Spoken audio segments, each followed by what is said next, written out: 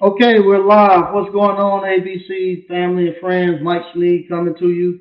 Uh, uh, Happy New Year. I hope everybody had a happy holidays. January is a very busy time for me. This is going to be a very busy month. Next week, this week I'm actually finishing up everything, getting all my vehicles and stuff straight, getting uh getting the classroom ready for the hands-on live events that's starting. Also, I sold two. I sold one building downtown. I sold a house uh, uh, yesterday and Friday. So I'm busy trying to get my stuff out of those buildings. So you see me dressed up. I've been moving stuff out of one of the houses that I sold.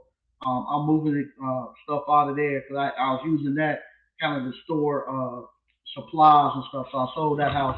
I'm moving that to another house.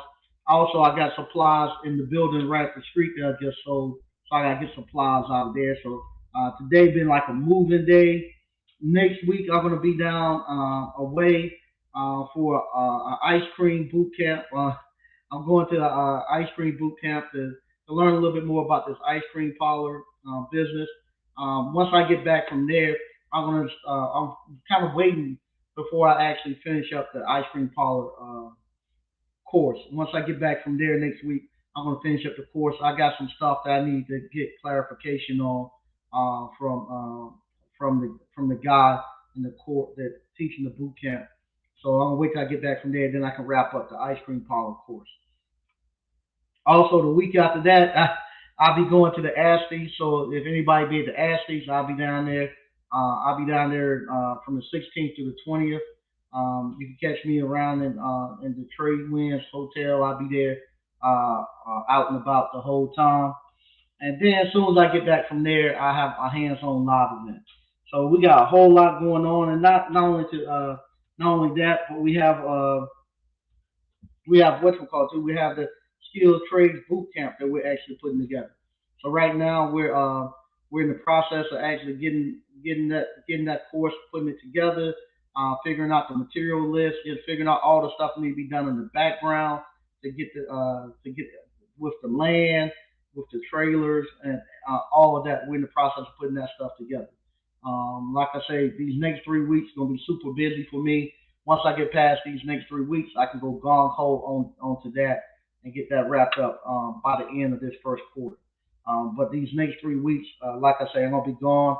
Matter of fact, I was supposed to be gone today, not tomorrow. Like I said, they wanted me to go out and do an inspection on some equipment, and I found out on Sunday they wanted me to go Wednesday through Friday, and I just told them I just couldn't do it. I had too much because, like I said, I'll be going starting this Sunday. I'll be going for the pretty much for two weeks straight.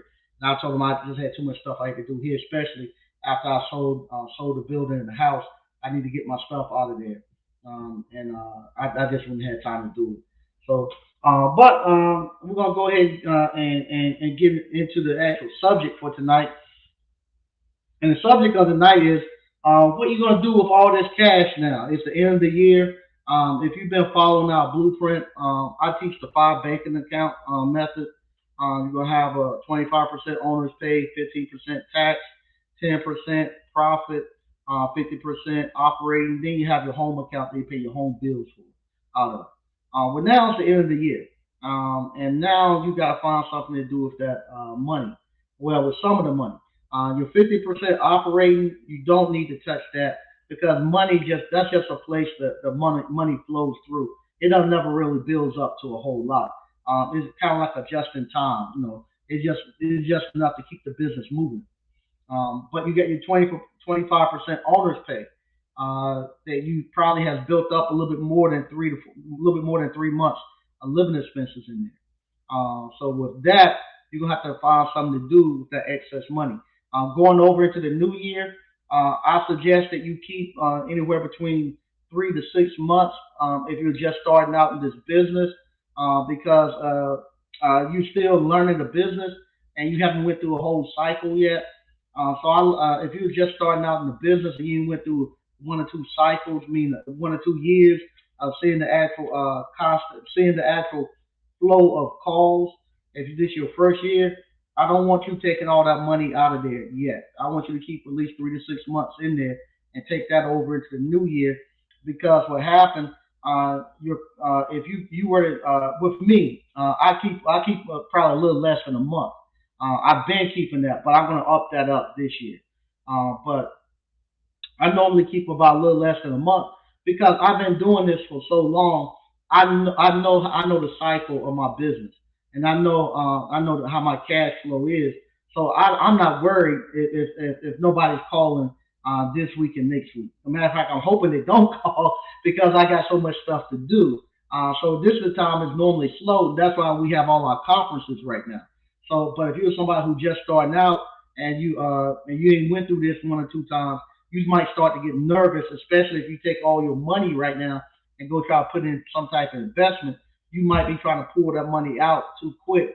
And when you try to pull your money out of investments, a lot of times you're gonna get hit with a penalty and taxes, and you end up taking half your money. I don't want that to happen. So I want you to keep those if you got 3 to 6 months, a minimum of 3 months. Keep that going over to next year into your 25% owner's pay. Anything above that, you need to snatch it off. Your profit account, same thing. I want you to snatch it off. Everybody that enjoyed it all summer long, all year long. You had a great time. Whatever's in that profit account, go ahead and pull that off.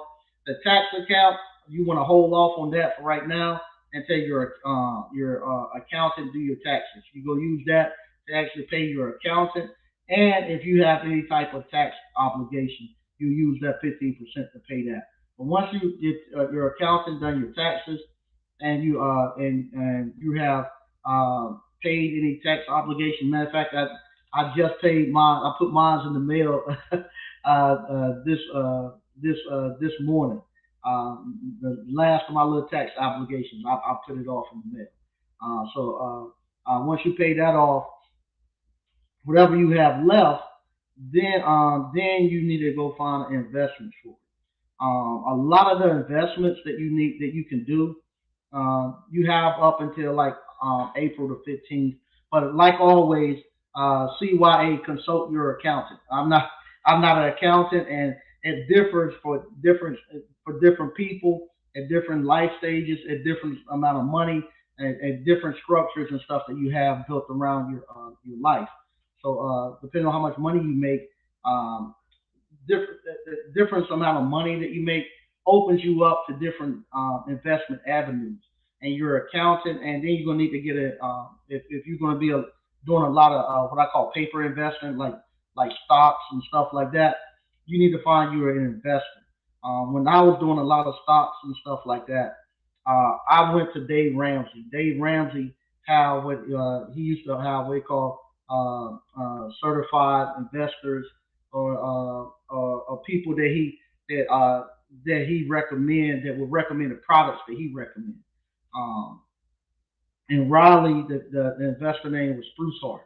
So that's who used to do mine. So I would actually, at the end of the year, take my money to Spruce Heart, and it was right there off of Six Forks Road. If anybody know what that is, it's right in Raleigh, right off of Six Forks, right at the corner of Six Forks and Wake Forest Road. They have an office there right across from like the BP gas station. You go over there, and what he would do, he would make you sit down and look at a video about investing, and he would actually teach you about investing. So and with those, depending on how much money you putting in, how much money you made, what you're looking when you're looking to retire, how much money you're expecting to need when you retire, he will find different products for you that will get you there. So you would actually go find your investor, and they would do that for you. If you're not going to do that, if you're not going to do paper investments, if you want to do more tangible assets, something like real estate, like that, now's the time you need to start. With me, I go to the RIA, North Carolina RIA. and that's a place for investment. I think they changed the name. Let me see what the name is now. Here.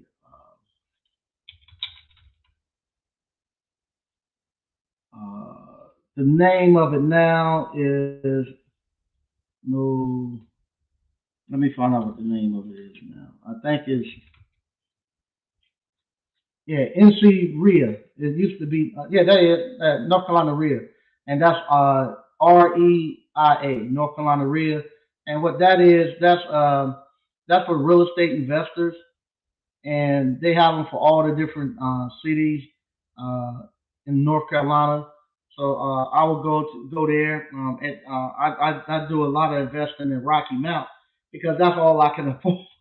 That's all I could afford to pay cash for at the time. So I would go to I go to the real event in Rocky Mount, and they meet once a month. They're doing it virtual now, but they will meet once a month, and it'll be a lot of wholesalers there. They have people come in there and speak, and they have the town leaders and stuff come in there tell you about what's going on in the town, different investments. So I would go there, and that's how I was able to buy a lot of my property there in Rocky Mount. Going to the North Carolina RIA, and what I do there, same thing, consult your accountant. You can start another LLC.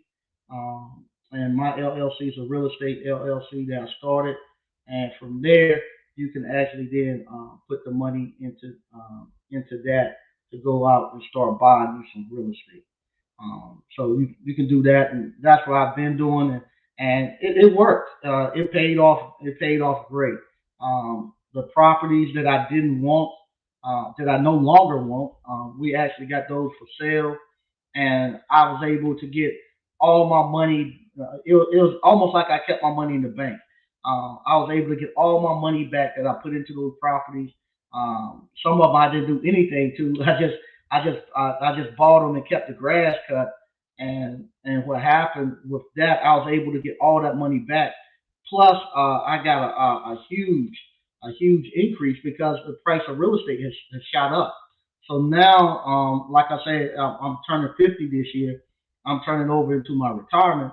Now I'm able to pull that cash. And like I say, I used to have 1 month of expenses uh, that I kept and my owners paid and stuff. Now I'm going to actually bump that up to about 6 months to a year because I'm going into retirement. And going into retirement, I'm not going to be working as much. So I have my investments that will actually be giving me cash flow, but it's not going to be the cash flow that I was getting when I was out here doing it with my service company and stuff. I'm actually scaling back on my service company, and I'm putting a little bit more effort into the ice cream parlor. That's why I'm going I'm gonna start going a lot more to the conferences and training to actually put a little bit more effort in that. I'm also that's where I'm putting a lot of my investment money in right now, putting it into this ice cream parlor, and I'm also taking my money and I'm gonna finish up one project I got with a house. So those are two things I'm putting my money into. We're gonna go out. We're gonna fix the outside of the ice cream parlor, get it repainted, get an awning put up, getting a lot of stuff that we're bringing in to actually change it up a little bit, and I'll finish the housing project. And I need to make sure that we have enough liquid cash on hand that I'm comfortable. Like I say, because I'm not going to be out there working as and humping as much. I need to have a little bigger pile for me in case something happens that's liquid that I don't have to worry about cash flow issues. But like I said, you can do that, or you can if you don't want to do any of that, you can also become a lender. You can become the bank. So you can take that money, and you need to find you what you call what's the name of it? I can't my mind just went blank. You can find you Linden Trust. You can find a Linden Trust. Let me pull that up real quick. You can find you somebody who does Linden Trust. Uh,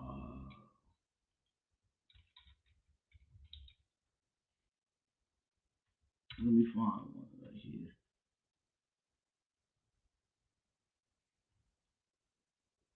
You might remember back about a year or two with my investment group, we used to loan a lot of money out.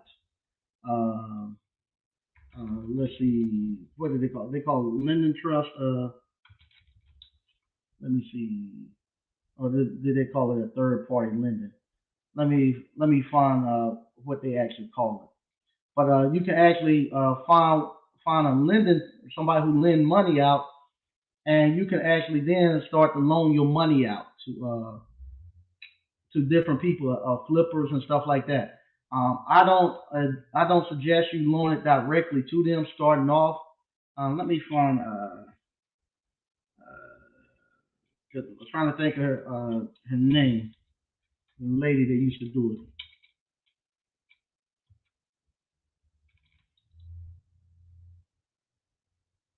Oh, there you go.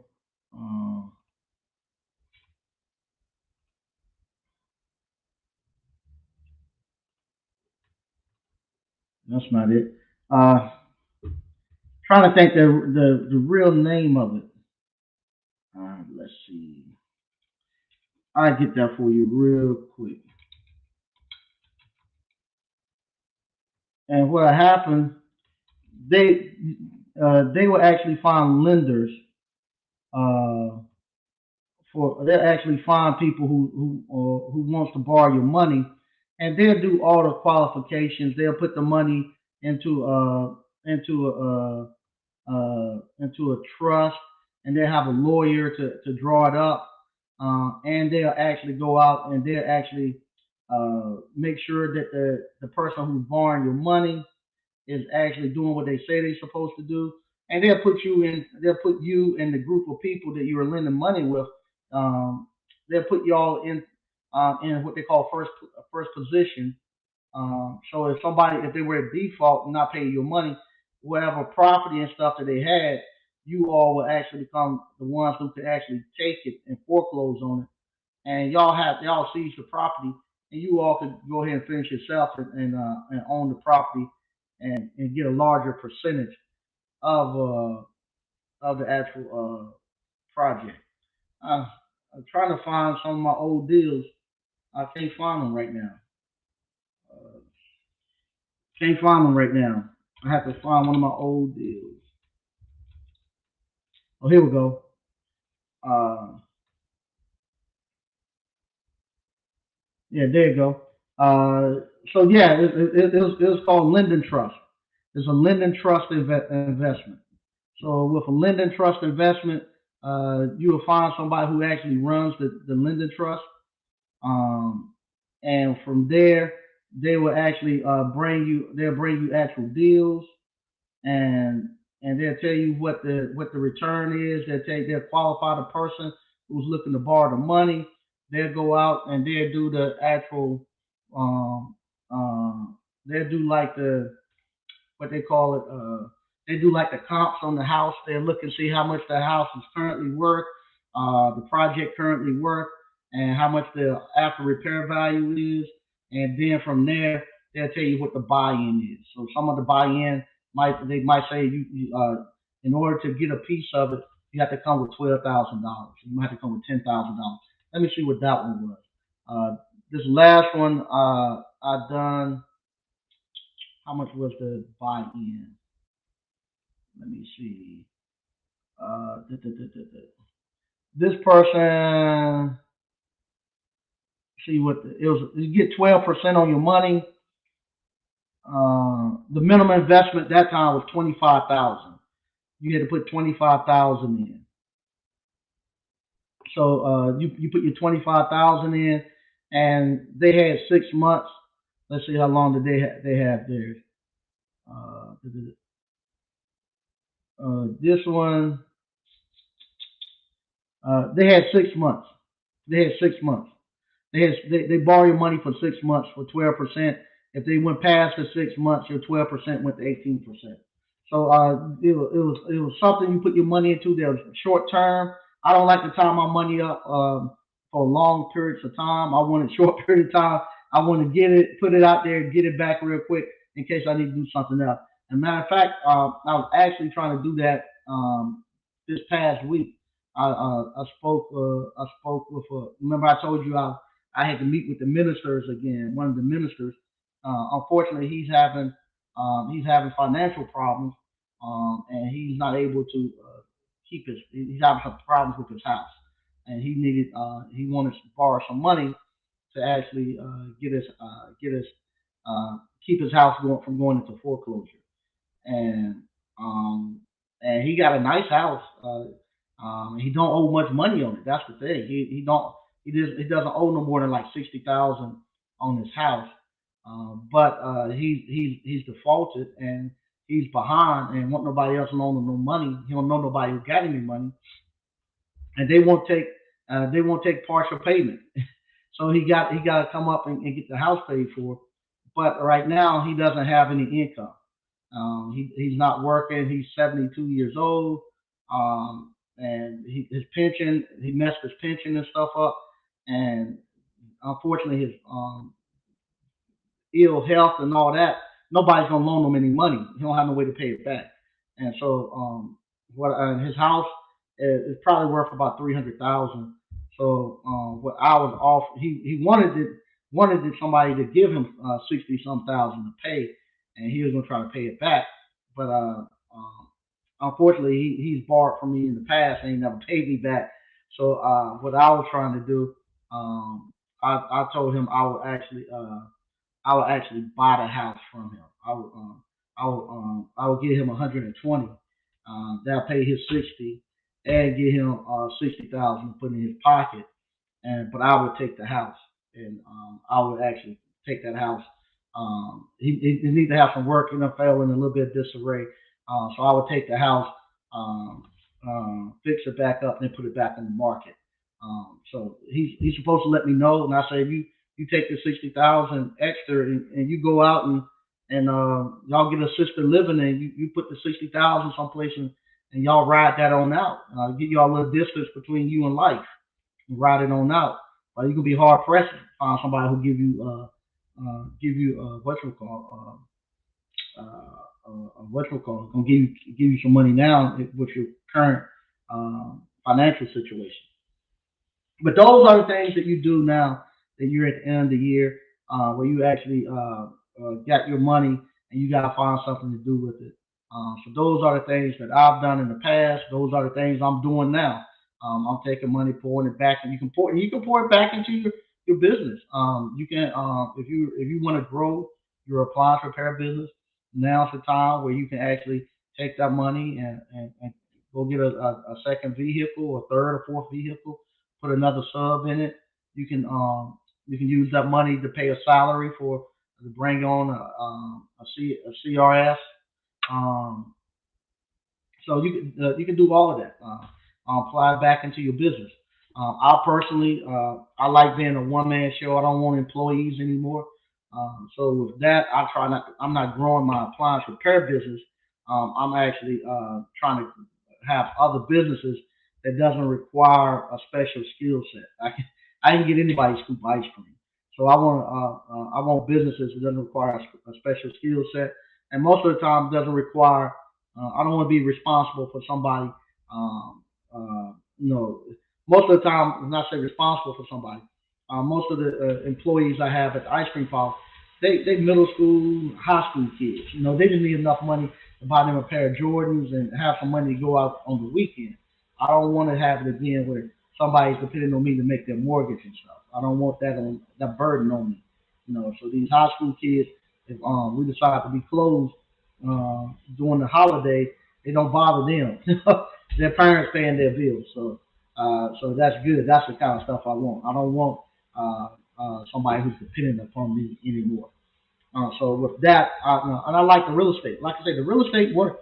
So far, it worked out good. The properties that I sold this past week, I was very shocked and surprised, and I was able to get all my money back. Excuse me, and some, and so it's gonna that's good because I gotta plow that back into my I'm gonna plow that back into finishing one of my other houses. Um, and but and I'm gonna use some of that to stack up. a buffer, and I'm able to ride out at 50. At 50 years old, I'm not no multi millionaire, but if I my net worth is over a million, and I'm at 50, I'm able to live. I'm able to work like I want to work. But I don't have to go out here and get it anymore. Where I'm actually here now and say, hey, I'm having fun. I'm gonna work to do what I want to do, and I don't have to be stressed about how to pay my bills and stuff. And we're debt free. That was the thing too. My wife and I were talking about this weekend. We are just talking about what we're gonna do this year, and we are just talking. We debt free. We don't owe anybody anything. The university, I'm able to pay my daughter's tuition without any hassle or anything. That's not no burden on me and stuff. And I still do the license holding with the different companies. So I got that money coming in. We got free health insurance and stuff.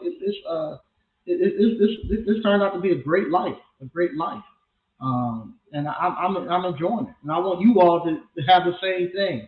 Like I say, I'm not riding around in no Lamborghini and no Ferrari, but I don't owe anybody anything. The cars that I have, I got all the titles for. I don't owe anybody nobody anything.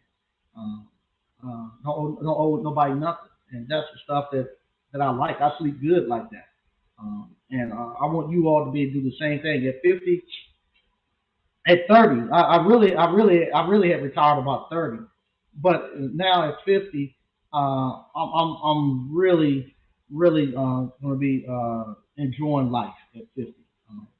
And I want you all to do the same thing and be able to plan your life how it's going to be. All right, we're going to read some of the stuff we got going on in the chat. And like I said, this week is crazy. I got a lot of stuff I got to do. It was snowing today too, so that messed me up. I couldn't go to the landfill to dump some of the trash, and it got me behind. So all right, G Brown, salute Uncle Mike. Hey, how you doing? BK from the Rockies, what's going on? Say what's good, Mike and ABC fam. Let me see. I forgot to put this right here. If you would like to come on, that's the link. I just put it in the chat. You can come on. What's up, A9 Dr. Flunk? Happy New Year's, Pete. All right. Paul Brown, what's up, Mike and ABC fam? Hey, how you doing? O Fix It, what's up? RVA Appliance Repair. All right, that's Mr. O. How you doing? Greetings, Mike and ABC fam. Frank Evans, about to learn. Yeah, yeah, that's simple stuff. That's just simple stuff that I've done in the past. Like I said, I've done the stuff with the stocks and stuff like that, and I just call up Dave Ramsey. You go to his website.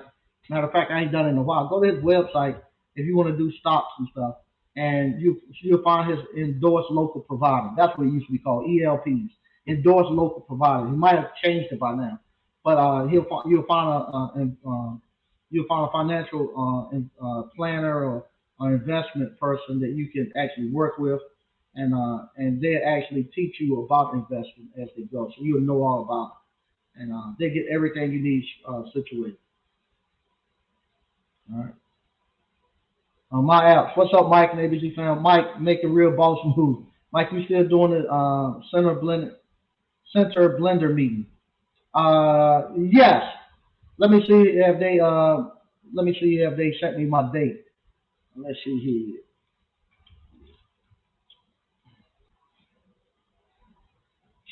Let's see if they sent the date. Uh,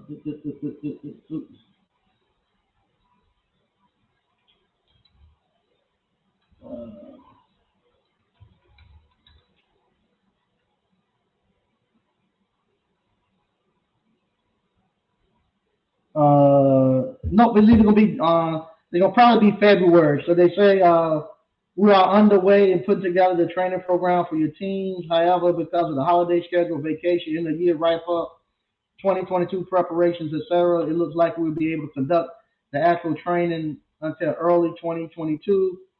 January, February. All right, so I ain't heard anything about it in January, so it's more likely gonna be February.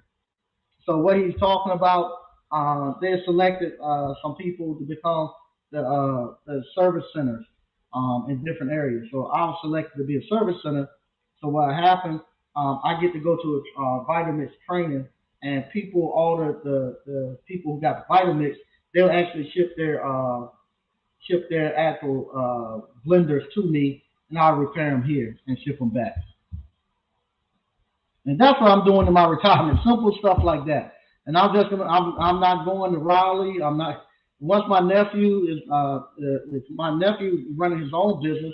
But if he ever gets to the point where he say he's done, I gave him a van. I gave him one of the service vans that I had. I got one service van left. I'll saving that for one of the young guys that have been helping me. Once he get his situation straight, he can have that van. I'm not going to Raleigh. I'm not going to Durham. I'll stand in Johnston County and do my service calls here. And I'm just gonna work 2 to 3 days a week and come out here and hang out in my shop. So this is what I'm gonna be doing. And people send me something, I'll fix it and mail it back. All right. Mr. Mechanical, say what's up, Mike? Hey, how you doing? And happy New Year to you too. Yeah, yeah. I'm still doing that. Dan Young, what's up, Mike and ABC fam? Hey, Mike, I have a friend who is a licensed electrician. Look for some info on starting his own company. Do you have any recommendation on where he can start? Yeah, he need to decide what he want to do. If he's a licensed electrical contractor, he need to decide if he want to do new construction, commercial, service calls. Figure out what it is he want to do. If he's going to do service calls, then he do it the same way you all are doing. Just go get a third party warranty company and let them start sending him some work, and that's the way he can start doing the service calls. If he's going to be doing new construction, then he's going to need to be going out to the actual job sites, meeting, going to the inspection boxes, putting his cards there, or going out there early in the morning and catching the contractors. It's always an electrician, a plumber, an HVAC person who's running behind, and that contractor needed done today, and he's tired of dealing with them. And if you there when he get there, you tell him, hey, I can wire this house for you. I'm ready to go. He's gonna tell you, get out here and let's wire this house so I can get a draw on my money. Because he wanted to get a draw on his money that Friday because he got bills to pay. And the electrician might be holding him up, the plumber might be holding him up, the HVAC, because we all busy. And his money's sitting out there. So that's all you gotta do if you're gonna do new construction. Commercial as I expect is a little bit difficult, a little bit more difficult because well, I shouldn't say that. I never done a commercial electrical on big projects because I never got to the point where I had the actual money to actually to do it. Some depending on what you got to do, some of those panels might be 20, $30,000 just for one panel, and you got to have the money to get that stuff up and running to get a draw.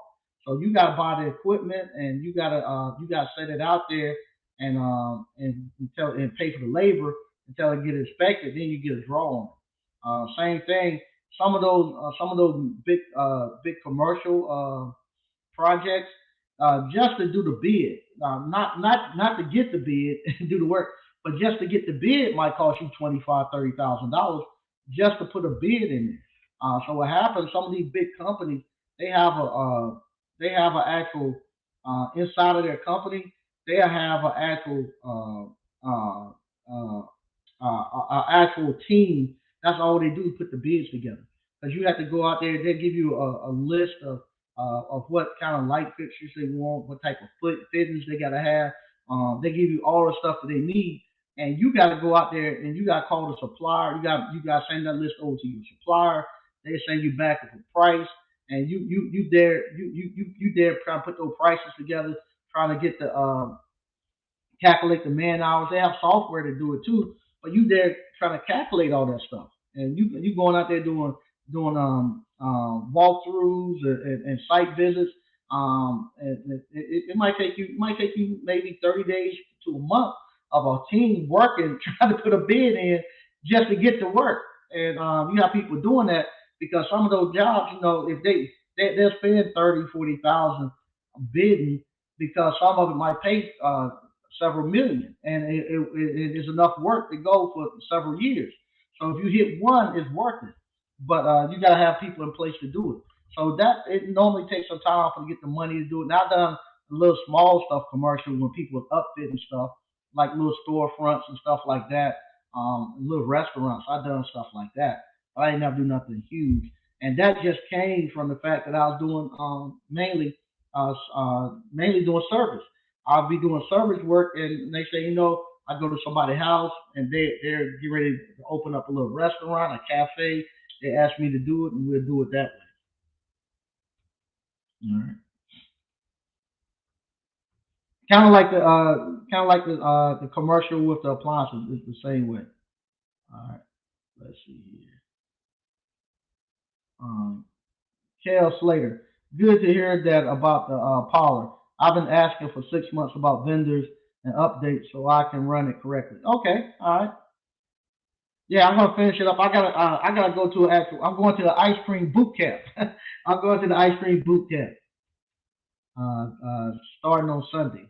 So I'll be going for about a week. DCNF Appliance Repair. Happy New Year, Mike and ABC fam. Hey, how you doing? What's up, Rail, man? Real. Up in New York. What's going on? Happy New Year, Mike and ABC fam.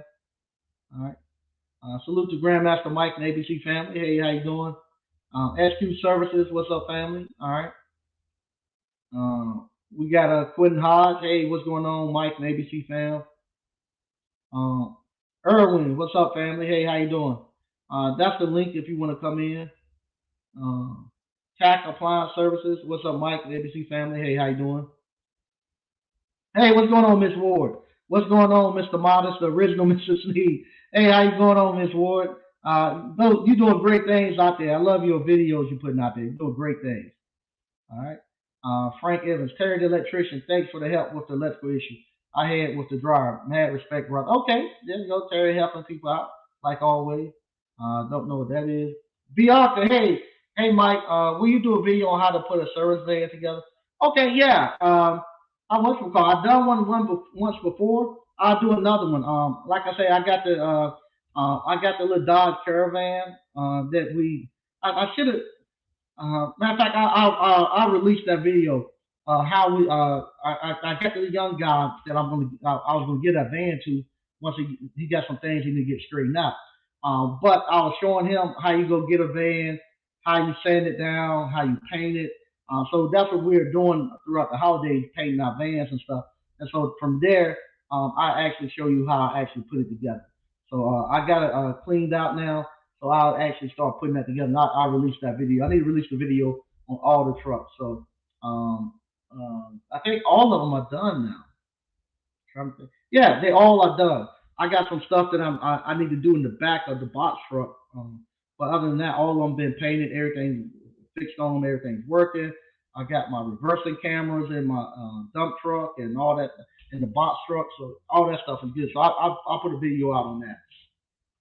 And I like to get the little Dodge Caravans. I can get them from the state. Let me see if the state has one for sale now. Let me see here. Let me see. I normally get mine from the state. Let me see if they got any for sale. They like everybody else. They know tax season is coming. You have to be careful now when tax season start to come up. They'll what you call they start bringing in flooded cars, everything, just trying to sell everything they got. So sometimes they'll hold them until tax season because they know they'll get bigger people higher bids also. Let's see what they got. So in North Carolina, you can go and you can buy the state vehicles, and the state have a lot of they use a lot of Dodge Caravans. Let's see what we got here. See if I can find it. See how many vehicles they have here. They got about 30, so I'll see if I can share it with you all. All right, I'll see if I can share my screen.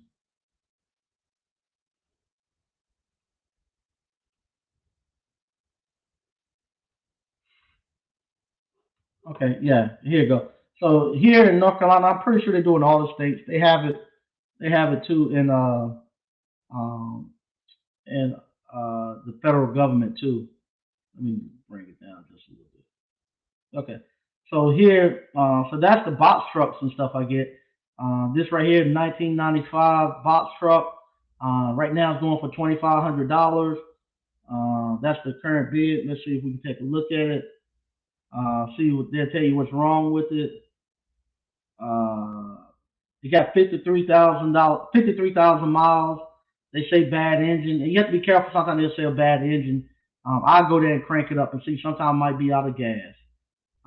Slick bought a. This one doesn't have a lift gate on it. Slick bought a whatchamacallit, a dump truck. And they said the same thing, that bad engine, and only thing was out of gas. He got it for a steal. Um, but yeah, so that's the box truck, and I got a box truck like that. I purchased from here. I think I paid less than 3,000 for mine. Let's see what else they got. They go a dump truck right there. They go a van. They go a truck with a service body on it. That looks right there. Yeah, and that has how many miles?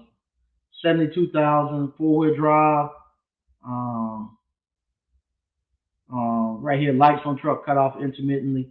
Some stuff you might do a little bit of work. This is a diesel, and it's current. The current bid on it is 5,000. That's the person who bid pork chops. Yeah, my bid name. It was funny. After I started telling people this about where they can find these vehicles, my bid name was actually pretty much my name, and people, I'll be bidding on something, and then one of you all will send me an email. I see you bidding on that. Have you went there and looked at the van? I said, yeah, it's pretty good. Next I know they bidding against me. So I had to find me another bid name so they won't know what I was bidding on. But yeah, so they have the trucks here. You can actually go there to the place and get the actual car key. You can crank it up. I usually let it crank, let it run for a little bit. This is a nice service van. Let's see how many miles here. 2006. The current bid right now 6,150. You only got 52,000 miles. Windshield damage. I can take care of all that and paint it. So we can do all of that. You can go over to Harbor Freight and get you they still got the seats there. I take the seats out just like that. You go to Harbor Freight, get you a cheap little paint gun and air compressor, and and get you a little sander, and you can sand it and put a little primer on it and paint it. It'll look brand new.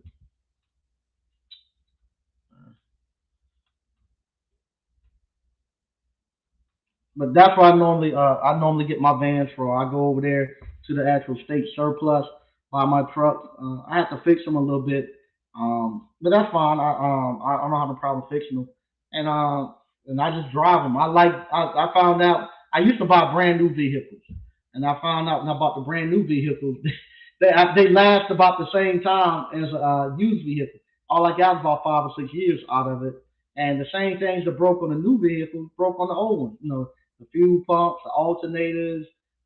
They still had to change the brake shoes.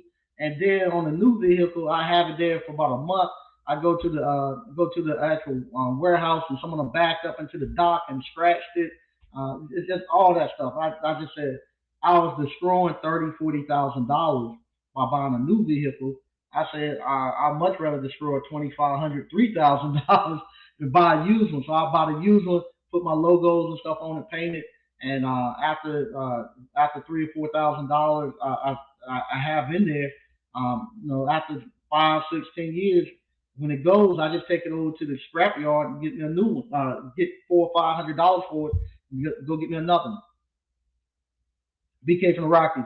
Um, yeah, vans may be harder to come by at a good price nowadays because folks are trying to. Yeah, everybody's doing no van life. The last time you're exactly right. The last time I went there looking for a van, it was funny. I was there looking for a service van, and this lady was there looking for a house.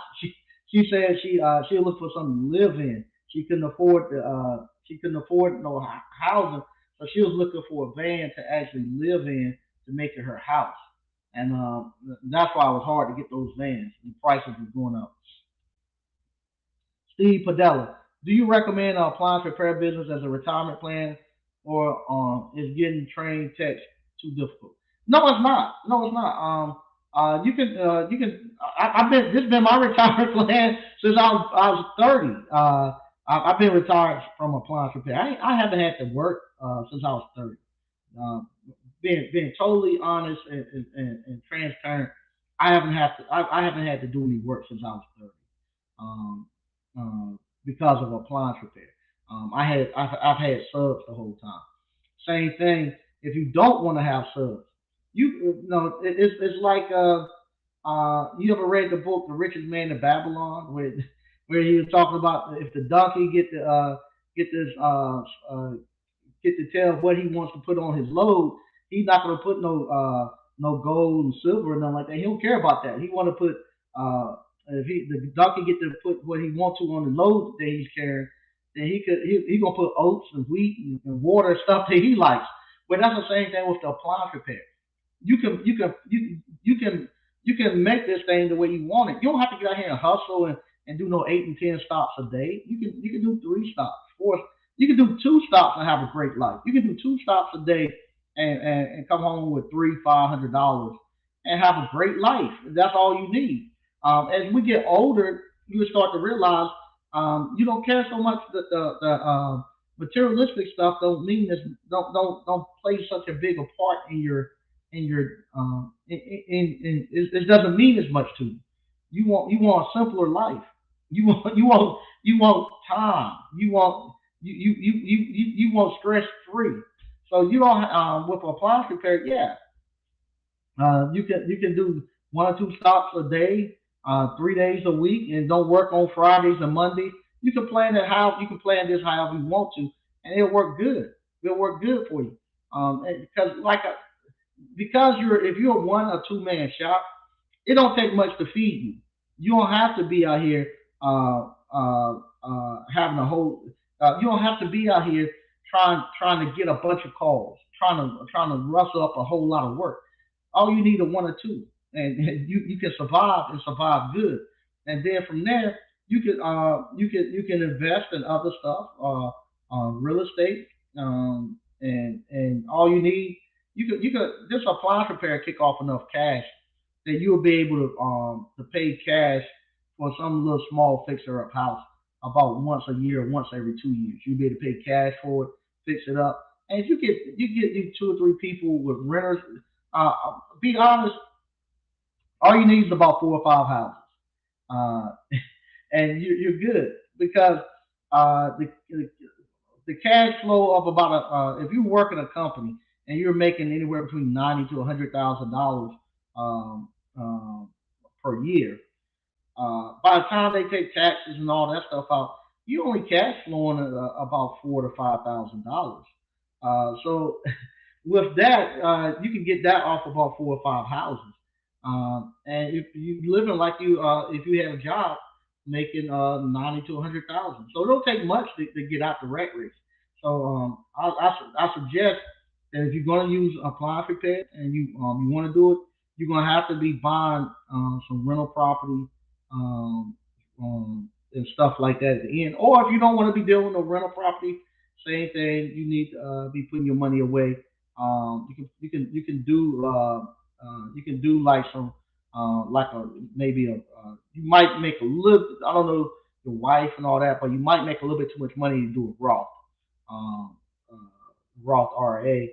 Depending on your age too, it might not be worth it. But if you go talk to those endorsed local provider, they can find you some investments where you can put your money in that actually buy you some stock and stuff. They give out dividends. They'll actually give you cash flow throughout the month. But yeah, there's ways to do it. This appliance repair will do it for you. You don't have to have a bunch. You don't have to have a bunch of calls. You don't have to have a bunch of subs. I'm telling you, you can do 1 or 2 stops per day and have a great life. You can do that, and you can. Right now, I'm living the dream. I'm living the dream. I get to come out here, work in my little. I wanted to have a workshop at home. I got a workshop now. I come here, I get to work on my come to my workshop and work on stuff and fix stuff. And this is what I like to tinkle at, and I get to go out there. I got room to right in the back of it. I was able to paint a couple of cars and stuff. I'm able to do all my have so much fun here. I can't wait to get my truck back so I can start customizing and working on that. But you get to do all of that stuff, and you get to go out and earn great money. Not say earn great money. I mean earn great money. You get to go out here, make you $1,000, $500, and not only that, you get the I just had some of mine thrown away. You get the mailbox money coming in. You get it's just so much fun here, and you actually work. If you're somebody who likes to work on stuff and fix stuff, it's hard to beat this. It's hard to beat this. You getting fresh air. You're not stuck in no factory all day. You riding around fresh air. You get to talk to people. You get to I just can't put it into words how great this industry is, and how lucky we are to be able to do this. And like just the fact that you know you the worry that other people have about how they're gonna put their kids through college. I'm gonna have to get a 529 plan. They trying to start when before the baby even come out, trying to put money away to save for college because they don't know how they're gonna be able to pay for it. Just think you have that, but then you got people. These are professional people. These are people who go to college and have professions and careers. They have to as soon as the baby before the baby hit the ground, they're trying to save and pennies and stuff and try to put them through college. I'm not telling you this appliance repair kicks off enough cash, and not just appliance repair, any skilled trade. But unfortunately, the other skilled trades you're not going to be able to get into them unless you get a contractor's license and you have to go work for somebody for 5 years and you got to pass a test. But any skilled trade that you own the business kicks off enough cash to do this, where you can actually pay cash for your kids to go to college. You be able to pay cash for your kid to to start a business if you want. Just so much stuff you can do here. And the time that you get to spend with your kids and family and stuff, it's not something that you're gonna be gone. It's not like driving trucks where you're gonna be gone all the time. You at home. It's funny. Today, my wife called me today, and she was asking me. She said, "What you doing?" I said, "I'm here at the shop. I got an ice maker, an ice machine that I'm actually fixing for the actual coming up class. I'm gonna show y'all how we'll have an ice machine in here too, where I'll show you how to repair ice machines. But anyway, so I'm here fixing the ice machine for the class coming up in the month. So you ain't work today? I was like, yeah, I work all the time. You didn't get in the van and do nothing. No, I ain't going in the van to do nothing, but I'm working today, and that's what this business is. Where it's not something where you gotta be starving looking for something to do. You might do two stops a day. Enjoy it. Enjoy the time off. Sometimes, sometimes like for instance, sometimes if I look tomorrow and I got a slow day, sometimes I block it off because I enjoy those slow days. I don't want a lot of work. I don't. It's not being lazy or anything, but I find out what the true happiness is. True happiness is not me going out here running 8, 10, 12 stops a day. My true happiness is me doing 3 to 4 stops, 3 to 5 stops, and then from there, having the rest of my day to do what I like. To come out here and look at YouTube. Come out here and try to build something. Slick called me earlier today. I heard him in the background. He out there on his land with his I guess he with his sons and stuff, showing them how to shoot the gun and and all that. That's just in the middle of the day. That's the type of stuff that you want to be able to do. Not stuck at somebody job site. My mom and them tell me the same thing. You not working today? I work. I own. That's what I told my mom. I said, how am I not going to work? I own 3, 4 businesses.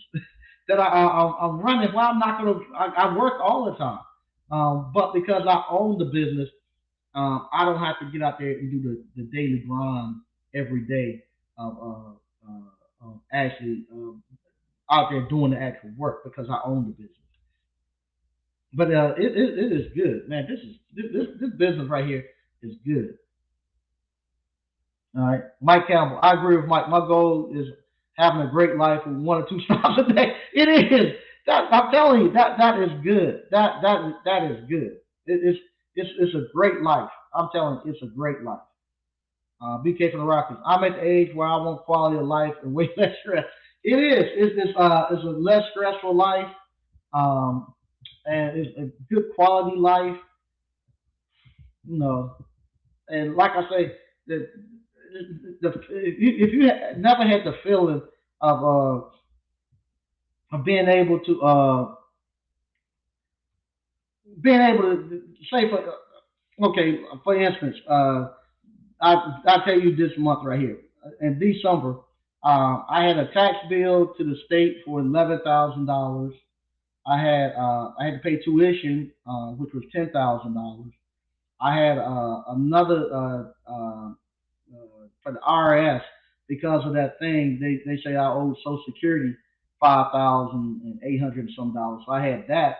So I had right at about $30,000 that I had to pay at the end of the year, and that's not including I'm going. I gotta be gone for a week for a conference.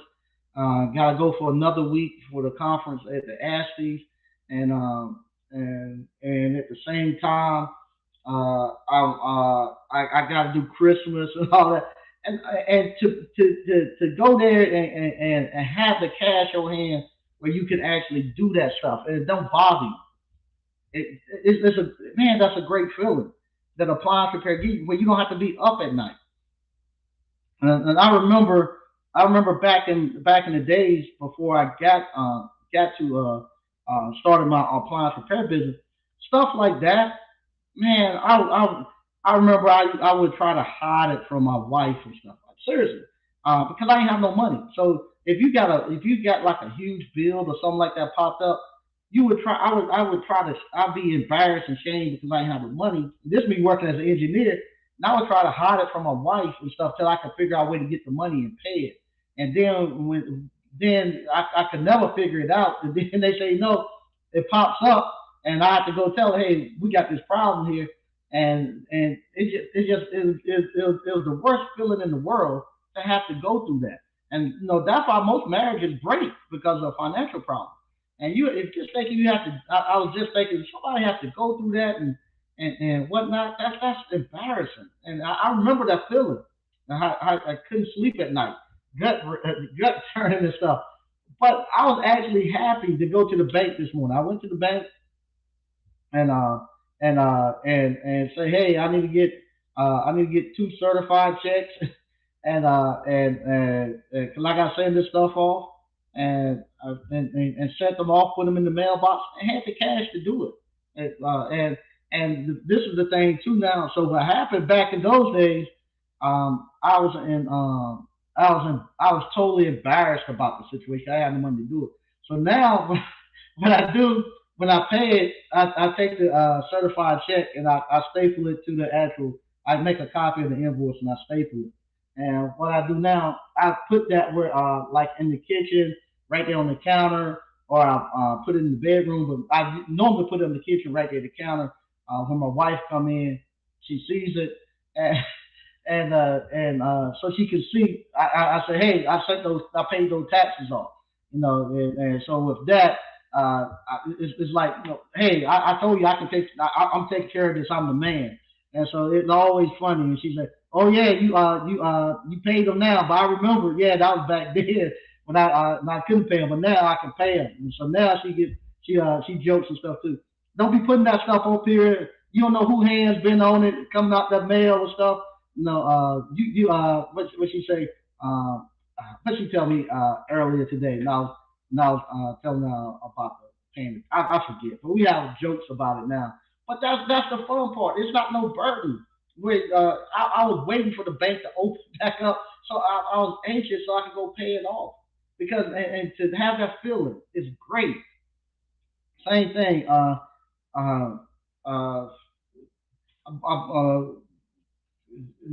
bought a car and waiting for the title to come.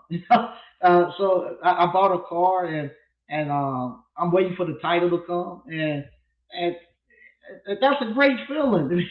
Man, you just if you don't care, you just say, hey, they say the title will be here in about 20 to 30 days, and you're just waiting for the title to come, and don't have to worry about the payment and stuff. I remember back in the days when I first graduated from college, I went and got a little truck, a little Mazda B 2000 2600 or something. Wrote a check and tried to and they let you post date the check a month out so you can get some money to have a down payment and worried about if I was gonna have enough money in there to cover the check. And I wrote and to the point now where you go there and you just write a check and just say, hey, when am I gonna get my title? It's gonna take you it'll take you 30 days to get your title. So now you just wait for the title to come. You know, that's the life I want all of you all to live. And appliance repair allowed me to do it. Appliance repair allowed me to do it. To be able to do this. And same thing, you know, to sell a property not because you have to and you heard me, but you just lost the interest in it, and you just don't want to do it, and and and to sell that property and to go get I gotta go get materials out of that property, go take it to other properties I have to move on and stuff and not have to be pressured and give a bad deal. Just hey, I'm tired of it. I'm gonna make a good thing of money. Move on and I want you all to have that life, and you get that with appliance repair. And when you do appliance repair right, let me clarify that because you could do appliance repair and do it wrong, and it'd be the worst thing you ever done in your life if you're not charging the right amount of money, if you're not doing the 5 bank accounts, if you're not doing all of that right, appliance repair and driving, it'll take every penny you got and you be broke. It'll be the worst thing you ever done in your life. But if you do it right according to the blueprint that I have given you all, you'll get the same life that I have. That's why all y'all are living the same. The, so many people are living the same lifestyle I live now. They have surpassed my lifestyle because this is the lifestyle I'm giving you is the one that I live, the one that I've done. I've done this for 20 years. This is not something I'm just reading out of a book. This is not just some motivational stuff that somebody has given me. I learned this the hard way from going out there making the mistakes, and I'm here on the back end of it. And I'm telling you, that book, The Millionaire Next Door, it is true. I'm looking at all the stuff that they said for to be the millionaire next door, all the people who became millionaires, and I'm telling you, I'm walking. Actually I walked right down the line of everything they said. Most of them are service owners. There are the electricians, the plumbers, the trash collectors. All that stuff is the honest to God truth. Most of them live in the same house, in the same community, 15 to 20 years. I'm there. Even down to the cars. They said to me that I buy those cars. That everything that they said, I actually, and even the way they dress and stuff, I actually, not even knowing it, I came right down that thing. I came right down the middle of that, and it turned out to be true. And they say most men don't become millionaires until their 40s and their 50s, and that's the honest to God truth. I didn't crack millionaire status until my 40s and 50s. Well, I'm not quite 50 yet, but I didn't crack my millionaire status until my 40s, and and still it's not. I don't have $1 million cash sitting in the bank and stuff. But I what's it called? I could not I could sit right here for the next 10, 15 years talking on the internet and don't have to work, and my life wouldn't change not one bit. Probably make more money. if I didn't go out there and do stuff. But my life wouldn't change not one bit. And all of that came through from appliance repair. And this is another thing too about this appliance repair, especially when you have other businesses. Um, Appliance repair gives you breathing room for that business to grow, the other businesses to grow, where it's not no stress on it. Now, this appliance repair, it becomes a crutch to your other businesses, so that you can let those grow and mature, and not be pressured to do anything. So I just love it. What's up, Slick? All right, I'll read a couple more. I'm getting out here. Electronic security check. What's up, Mike? My name is Richard. Terrell told me about your mentorship and program. I'm planning on attending a live event at the end of the month. Okay, what's the best time to give you a call? Right there at the bottom of the screen, you see it moving. Call me on Wednesdays between 1 and 4 Eastern Standard Time, 919-373-5526. Okay, what's up, Mr. O?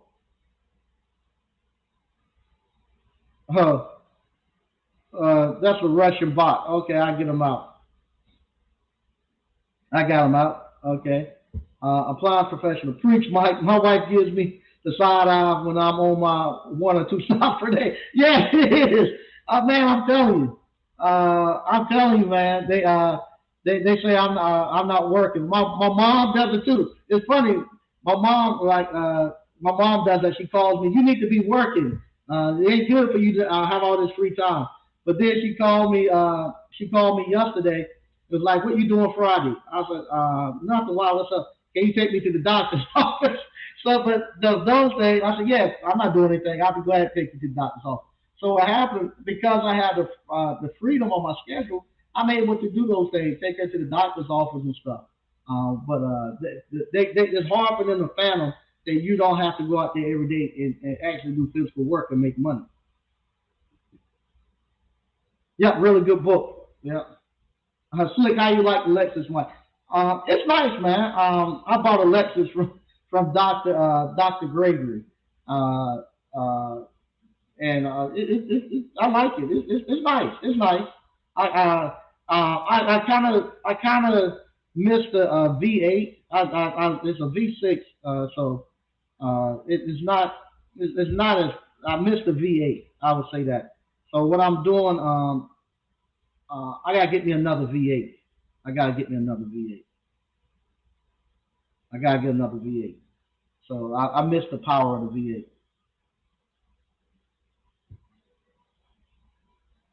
Okay, Mike Lee more commonly became Mike Lee. People more commonly become millionaires with assets, land, and I can. Yeah, that's me. I'm actually there with assets, not cash. If I was to cash everything out, I would have cash. But with me, I found out early on that having a bunch of cash is not what I need. I need to have cash flow. As long as you got cash flow coming in every month, you can make a mistake, and you can live through it and be okay. So yeah, that's what I have. I have cash flow, and I have the land and property, the assets to actually do it too. So so it's been a great life. It's been a great life, even with all the stupid stuff and the crazy stuff that I've done in the past. I don't know why, but somebody they say God watch over fools and babies. So I guess I am really the fool because with all the crazy stuff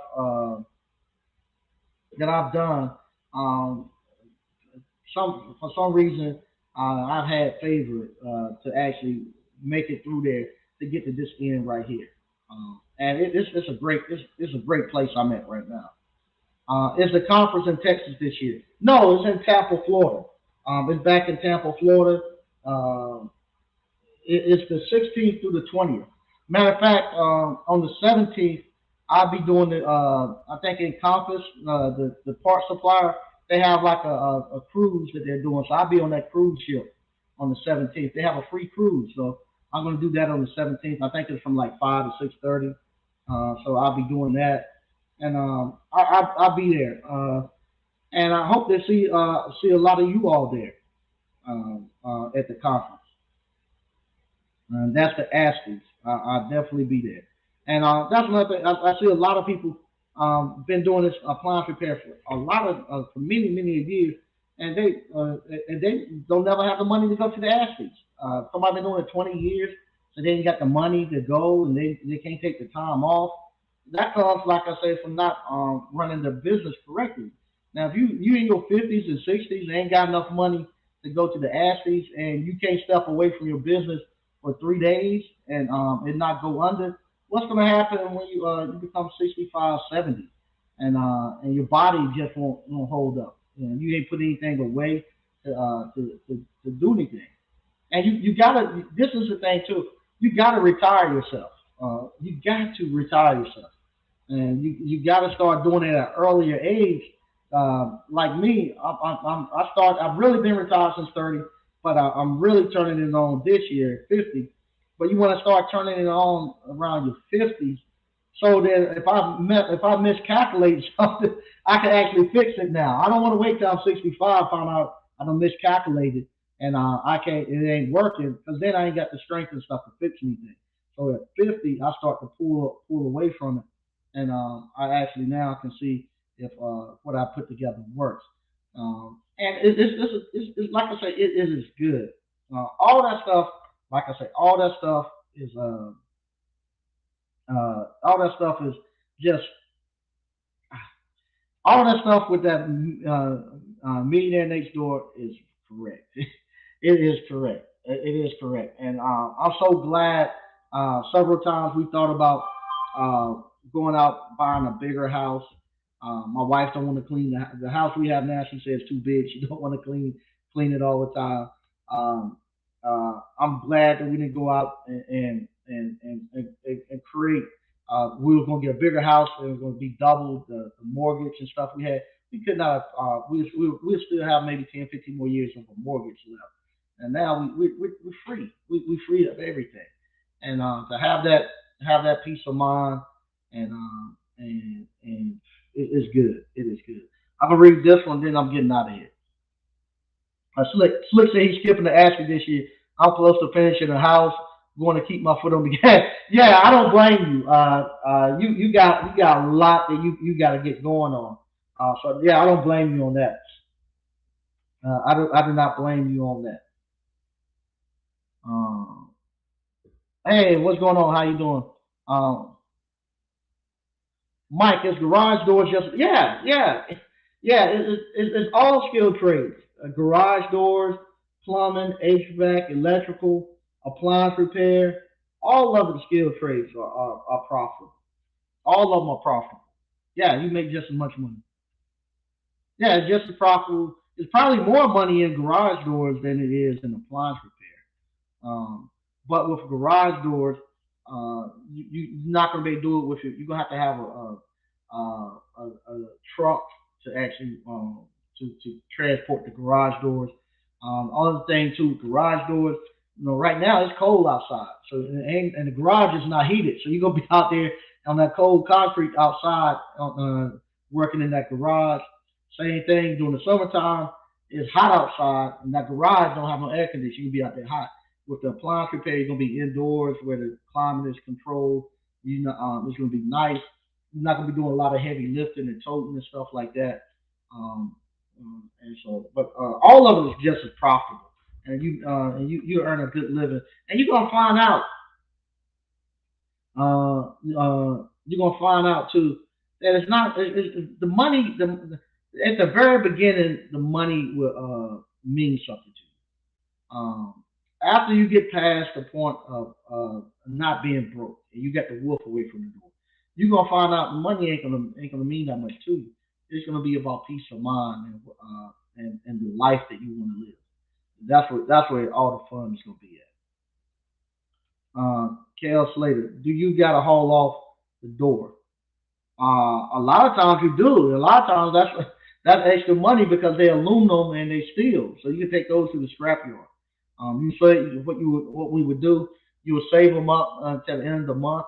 If you're doing a bunch of them, a lot of times the scrapyard uh, the scrapyard will bring you like a container like a trash container, and you could actually throw them in there. Then they'll come pick up that container once a month and take it, and they'll send you a check.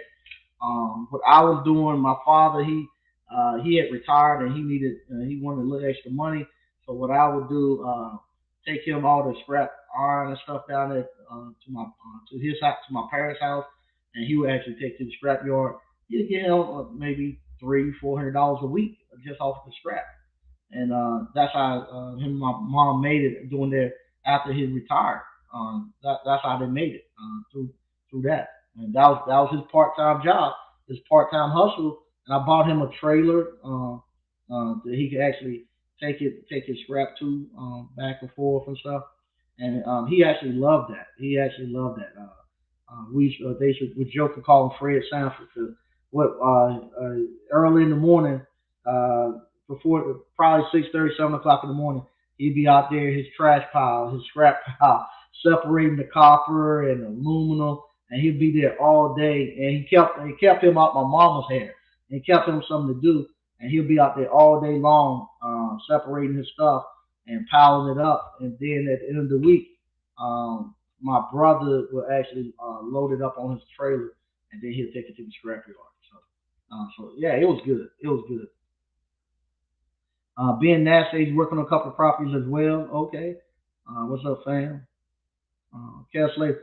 How much charge for haul off? For what, the doors? I don't know. I ain't done them in so long. We charge $50 for a dishwasher, so you probably could charge maybe 100 $125 to haul off the door. I ain't hauled one off in so long. BK from Rochester hit the like button. Yeah, please do. All right, Kel Slater, appreciate all you do, brother. You and JT really changing lives. Thank you. I appreciate it like that. Appreciate it. What's up, Mike? That cruise sounds dope. Is it? No. What you call? Let me see here. Um, I'm gonna put the link in the description. Let me find it real quick. It's for anybody. You can sign up. They gonna do it on the 16th and the 17th. Um, Let me find it real quick. And give me a second. I'll put in a link in the description. You can hit that. And I also will post it on the YouTube page. And, and you can sign up for it. And it's Encompass. And it's a brother. You all probably know him on Reggie Williams. He uh, Reggie is the one who he works for Encompass now, and let me see if I can copy this. He's actually I think one of their reps, and I put it. There you go. You can click that link and you can sign up. And what they have, the attendees to the ASCII 2022 invited to join a horde of bandits as they sail the waters of beautiful Baca Seco Bay on the Royal Crest Conquest, sponsored by Compass and National Service Alliance. Okay, sunset cruises are scheduled for January 16th and 17th at 5 p.m. to 6:30 p.m. Light refreshments, drink tickets will be provided, and a cash bar will be there available. You need to just click on that link that I just put in there. You click that link, and from there it will actually it'll take you there. Okay, BK. Mike, make sure to post the other Mike's YouTube link for Tiny Builder shit. Okay, yeah. I put a link to his also. And Mike will be coming back. I think we're gonna be doing you'll see a video with us. Saturday we're gonna be going out. It's not snowing and stuff here again. We'll be going out there. We gotta take some measurements. Me, him, and Slick. So you'll see the videos of us probably next week. We're going out and we're gonna start taking some measurements and we get prices together. True appliance repair. Thank you for the opportunity of owning a business and be proud of my work. Thank you, man. I appreciate it, man. You all like I say, you all are the real winners here because if it wasn't for you all, Appliance Boot Camp wouldn't exist if you all out here doing the work, proving the naysayers wrong, and actually moving this industry forward. So if it wasn't for you all, it wouldn't be no Appliance Boot Camp. And I'm just glad that we that you all are here, and I have people now I can talk to about business. That's the fun part, man.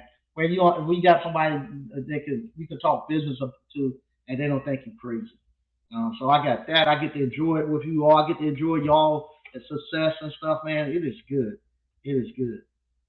So once again, I want to thank you all for watching, and man, I'm telling you, if you hadn't already, sign up for Appliance Boot Camp.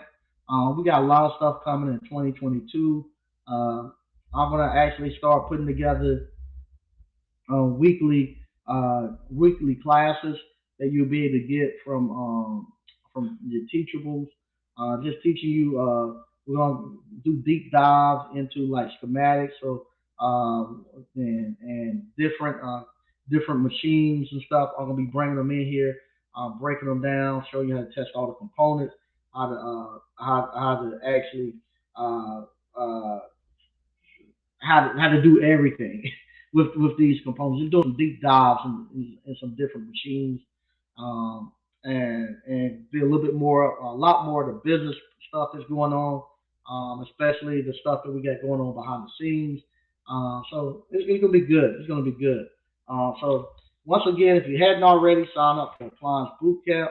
Um, Trust me, you get started into the appliance repair business, it'd be life changing. It'd be life changing. I've been able to travel around the world for appliance repair. Been able to sit with some of the smartest people I ever met because of appliance repair. And now I get to sit here and help you all and watch you all build your wealth. I'm sitting with talking to Mike and Slick last Thursday, and watching them build their wealth, and being able to, like I told them, I told them thank you that they allowed me to that they are allowing me to actually work with them on their what they're doing. Um, you know, I'm grateful that they allow me to actually kind of kind of set shotguns while they putting their wealth and stuff together and to see it. And I love that. I love that. That I don't have to take all the risk anymore. I have friends and stuff that now can take the risk, and get out here and do this stuff, and I can enjoy it just as much as they enjoy it. And I love that, man. I love it. And for them to allow me to sit there and see it, and allow all of us to see what they're doing and how they're putting it together, man, this is great stuff. So once again, thank y'all for watching. If you hadn't already, sign up for Appliance Bootcamp and share this with your friends, and like the video. I guess if we can get if you like halfway of what I put out there, trying to I'm gonna work a little harder on getting the subscriber count up this year.